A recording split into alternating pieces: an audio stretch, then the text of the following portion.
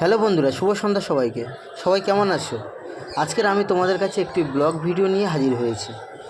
আমি বিগত 6 তারিখে গিয়েছিলাম বৃন্দাবন দর্শনে, এবং বৃন্দাবনে যাওয়ার পরে বৃন্দাবনে আমার 5 দিনের প্রোগ্রাম ছিল, এবং 5 দিনের মধ্যে পঞ্চম দিনের যে প্রোগ্রাম ছিল সেটা হচ্ছে কি গোকুল দর্শন। এবং এই গোকুলের রমণ রীতিতে এই ভিডিওটি আমি করেছিলাম, এবং সেই ভিডিওটি আমি যা তোমাদের কাছে একটু শেয়ার করছি। এখন যেই যে গেটটার মধ্যে দিয়ে আমি প্রবেশ করছি, এটা হচ্ছে কি বৃন্দাবনের রমণ রীতির যে প্রাঙ্গণ রয়েছে, সেই প্রাঙ্গণে প্রবেশ করে এটা হচ্ছে রমণ রীতির প্রাঙ্গণ। এই দিকেই মন্দিরটি রমণ রীতি করে দেখাচ্ছি, এবং এটা হচ্ছে রমণ রীতি মন্দিরে ঢোকার ঠিক আগের মুহূর্তের ভিডিওটি করা। এবং দেখো মন্দিরটা কত সুন্দর করে গুছিয়েছে এবং সাজিয়েছে।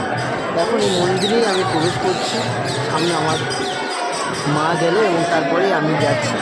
এবং দেখো এই যে জায়গাটা দেখাচ্ছে, এটা হচ্ছে মন্দিরের যে বিগ্রহ এখানেই রয়েছে, এবং সেটা আস্তে আস্তে আর চারিদিকের যে সিনারিগুলো আমি একটু ঘুরে ঘুরে জাস্ট একটু দেখাচ্ছি। দেখো মন্দিরের জায়গায় প্রথমেই আমি যখন ঢুকলাম সেখানে বাঁশ দিয়ে পুরো সম্পূর্ণ মানে গেট থেকে এবং মন্দির পর্যন্ত কতদিন একটা কারুকার্য ছিল, এবং এখানে পাথরের কারুকার্য সুন্দর করে করা, মানে মুগ্ধ হয়ে যাওয়ার মতো।